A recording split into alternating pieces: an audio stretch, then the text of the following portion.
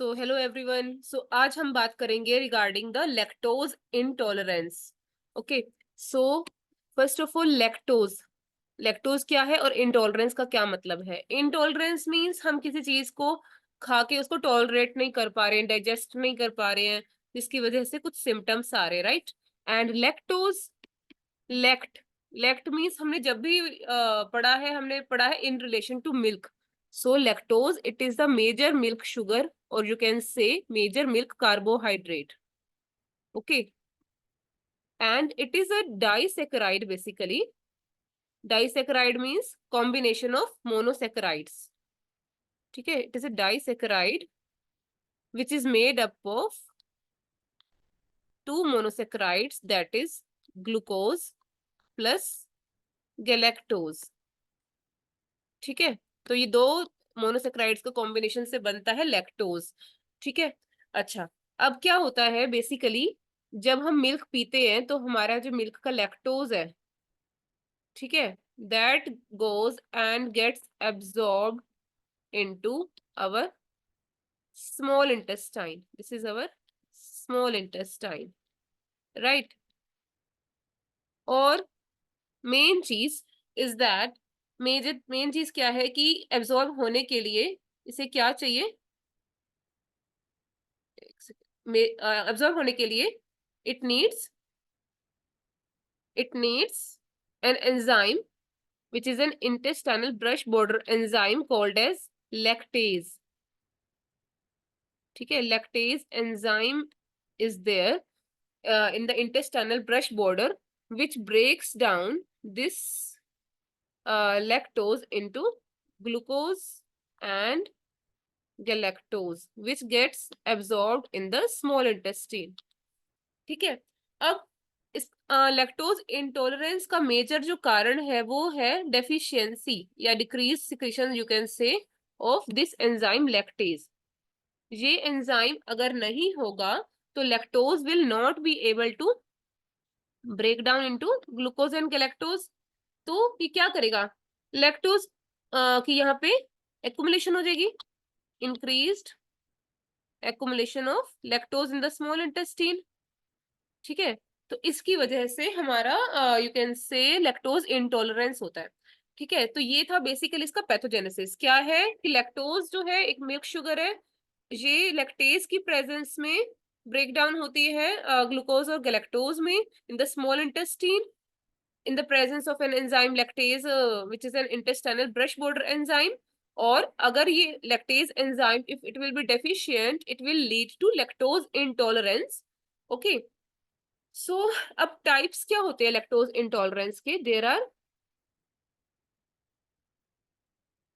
Three types. One is your congenital lactase deficiency और you can say congenital hypolactasia, और ठीक है alactasia, और second is primary lactose intolerance and third is secondary lactose intolerance.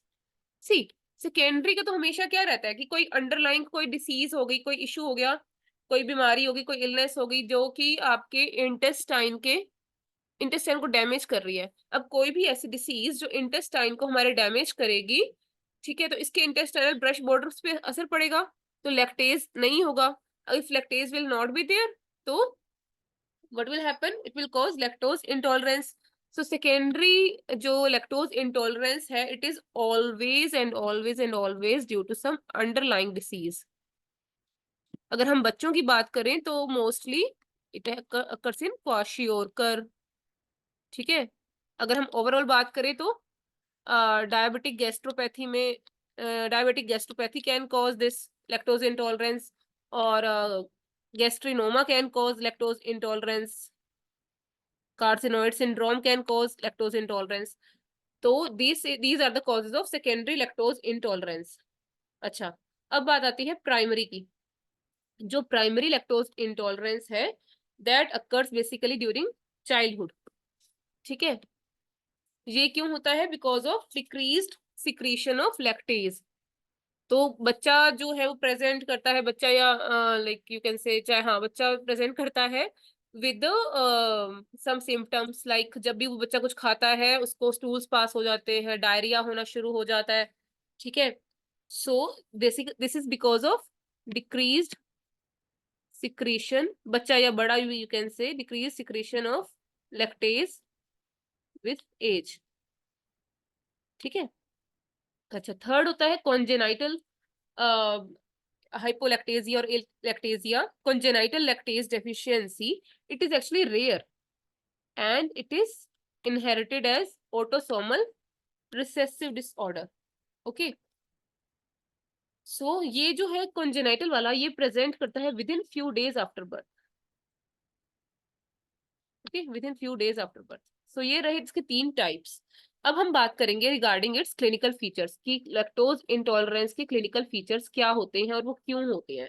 Basically मैंने क्या बताया था कि लैक्टोज जो है वो आपका ग्लूकोज और गैलेक्टोज में कन्वर्ट होता है normally in the presence of enzyme lactase. अब लैक्टेज नहीं है तो लैक्टोज जो है वो ब्रेक डाउन नहीं होगा ग्लूकोज और गैलेक्टोज में, है ना।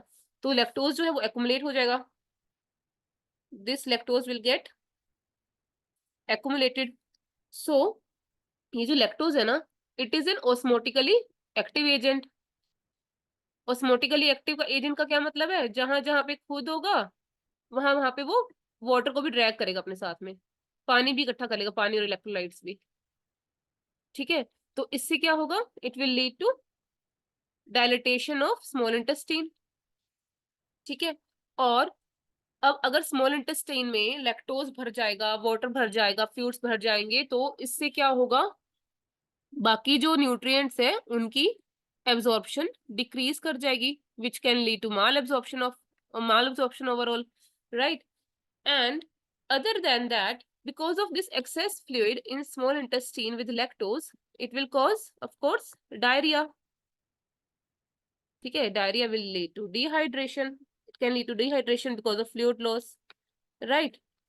other than that what will happen, अब ये जो लैक्टोज है, लैक्टोज स्मॉल इंटेस्टाइन से निकल के कहाँ पहुंचेगा, स्मॉल इंटेस्टाइन से लार्ज इंटेस्टाइन में पहुंचेगा। ठीक है, लैक्टोज यहाँ पे आ गया।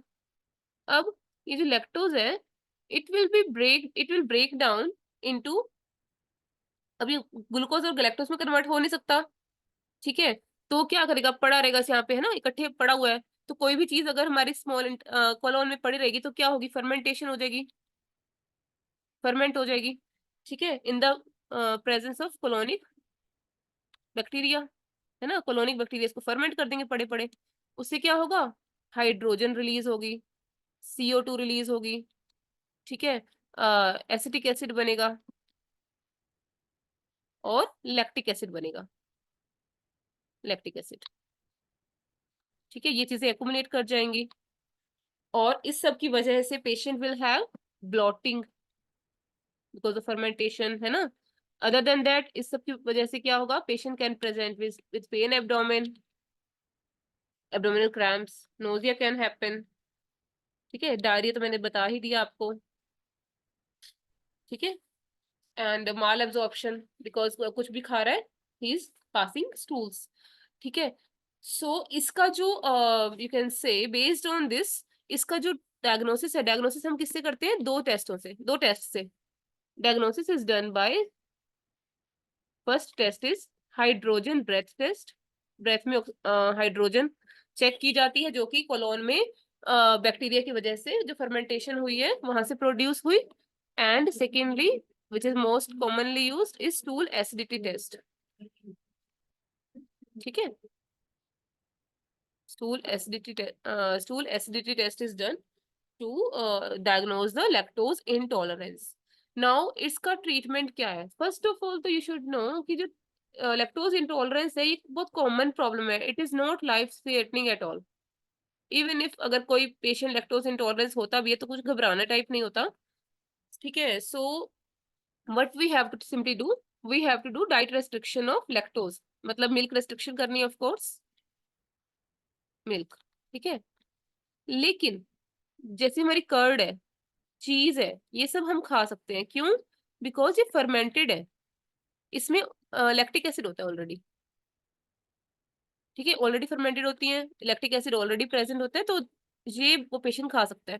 मिल्क नहीं पीना, लेकिन उसकी जगह मिल्क प्रोडक्ट्स लाइक कर्ड, चीज, ये सब पेशेंट खा सकता है।